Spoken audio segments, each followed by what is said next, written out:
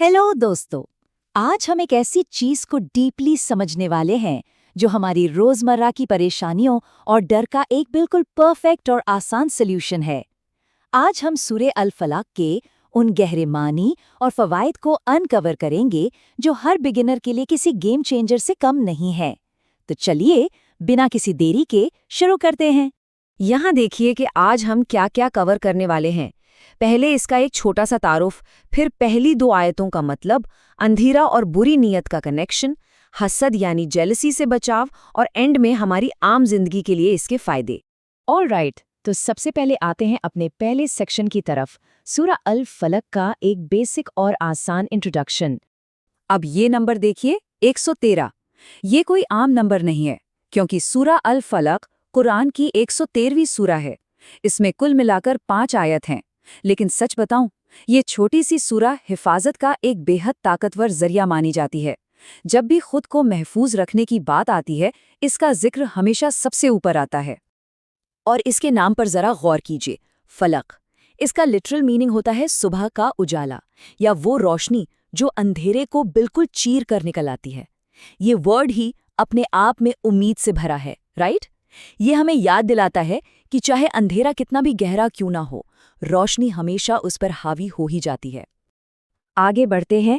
अब हम पहली दो आयतों की तफसीर देखेंगे और समझेंगे कि आखिर हिफाजत की शुरुआत कहाँ से होती है। ये सूरा एक बहुत ही डायरेक्ट इंस्ट्रक्शन के साथ स्टार्ट होती है।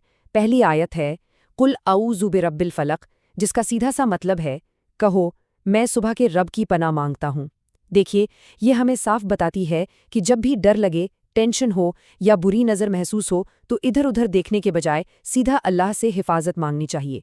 तो पॉइंट ये है दोस्तों कि इस दुनिया में किसी भी एंग्जाइटी या खतरे में हमारा सबसे पहला और नेचुरल रिएक्शन अपने क्रिएटर की तरफ मुड़ना होना चाहिए, क्योंकि अल्टीमेट सेफ्टी बिना किसी डाउट के सिर्फ और सिर्फ वहीं से मिलती है।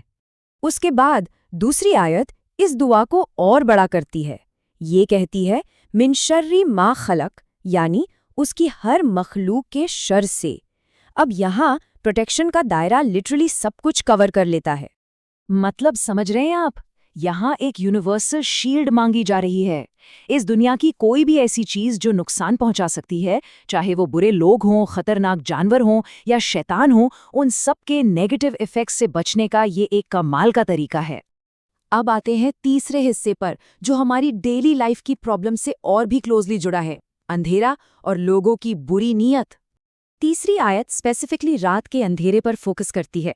पढ़ने में आता है वमिन शर्रि गौसिकिन इदा वक़ब, जिसका आसान तर्जुमा है और अंधेरी रात के शर से जब वो छा जाए। इसका लॉजिक ये है कि जब अंधेरा पूरी तरह फैलता है तो बहुत सी बुराइयां छिप जाती हैं, और उन्हीं छिपी हुई बुराइयों से पनाह मांगना बहुत ज़रूरी है। और वैसे भी ये बात हमारी साइकोलॉजी को कितने एक्यूरेट तरीके से रिफ्लेक्ट करती है ना? हम सबने महसूस किया होगा कि रात के वक्त अकेलेपन का एहसास, नेगेटिव थॉट्स और डर नेचुरली बढ़ जाते हैं। ये आयत उस ज़हनी अंधेरे से बचाव का एक बेहतरीन रास्ता है। उसके बाद चौथी आयत में उन चीज़ों से पनाह मांगी गई है जो बिल्कुल नज़र नहीं आते। आयत है वमिन शर्रिन नफ्फासाती फिल उक़द, यानी और गिरा लगाकर फूंकने वालों के शर से। आसान शब्दों में ये उन चीज़ों से सेफ्टी तलब करना है, जैसे कि जादू, लोगों की छिपी हुई बुरी नीयत और वो अदृश्य तरीके जो किसी की वेल बीइंग को डैमेज करना चाहते हैं। ऐसी हर बुराई के खिलाफ ये एक बहुत ही मजबूत ढाल का काम करती है। इसके बाद हमारा चौथा पॉइंट, जो शायद आज के वक्त में सबसे ज़्यादा रिलेटेबल है, हसद यानी जेलसी से पनाह मांगना। पांचवी और आखिरी आयत इस मामले में बिल्कुल स्पेसिफिक है, वमिन शर्रे हासिदिन इदा हसद, जिसका मतलब है और हसद करने वाले के शर से जब वो हसद करे। देखिए, ये एक ऐसी बुराई को टारगेट कर रही है जो डायरेक्टली इंसानी जज्बात से जुड़ी है। इसका सीधा कनेक्शन उस कॉन्सेप्ट से है जिसे हम बुरी नज़र या ईवल आई कहते हैं। हसद एक ऐसी नेगेटिव एनर्जी है जो शायद कभी दिखती नहीं, पर किसी भी इंसान की जिंदगी को डीपली अफेक्ट कर सकती है। इसीलिए किसी की भी बुरी नज़र से खुद को शील्ड करना कितना अहम है, ये हम यहाँ साफ साफ देख सकते हैं। और अब आते हैं फाइनल और सबसे इम्पॉर्टेंट हिस्से पर कि आखिर रोज़मर्रा की ज़िंदगी में इन बातों को अप्लाई करने के क्या प्रैक्टिकल फ़ायदे हैं। अगर इन सब का निचोड़ निकालें तो ये मुख्य बातें सामने आती हैं। हर मुश्किल में सबसे पहले अल्लाह की तरफ रुजू करना, अपने आसपास की नेगेटिविटी और जेलसी से खुद को लगातार शील्ड करना, और फियर या एंग्जाइटी के वक्त एक बहुत ही गहरा तसल्ली बख्श सुकून हासिल करना।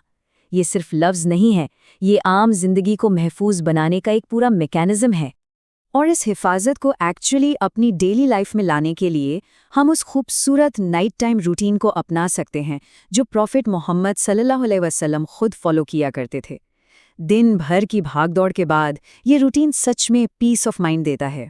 इसके स्टेप्स बेहद सिंपल हैं। सोने से पहले स्टेप 1, सूरा अल इखलास, अल फलक और अन नास को पढ़ना। स्टेप 2, अपने हाथों पर हल्के से फूंकना। और स्टेप 3, उन हाथों को पूरी बॉडी पर फेर लेना। सीरियसली, ये 2 मिनट की आदत रात भर के लिए एक ऐसी स्पिरिचुअल शील्ड तैयार कर देती है जो फियर को और किसी भी नेगेटिव एनर्जी को आपके आसपास आने नहीं देती। तो जाते जाते अपने आप से एक सवाल ज़रूर पूछिएगा, हम कैसे इस आसान पर बेहद ताकतवर हैबिट को अपनी हर रात का हिस्सा बना सकते हैं, ताकि रोज़मर्रा की इस एंजाइटी और अंधेरे को वही सुबह की रोशनी यानी फलक हमेशा के लिए चीर दे। सोचिएगा ज़रूर। इस एनालिसिस में आज मेरे साथ जुड़ने के लिए आप सभी का बहुत बहुत शुक्रिया।